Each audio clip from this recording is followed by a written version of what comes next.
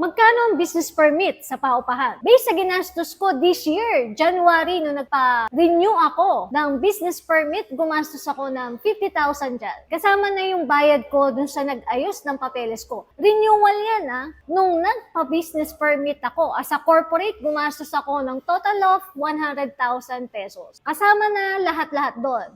SEC, BIR, business permit, SSS Pag-ibig at PhilHealth. At korporasyon kasi ang kumpanya ko. At nagbayad din ako ng taong mag-aayos ng mga papel ko. Hindi ako ka-landlord ang nag-aayos ng mga dokumentong yan.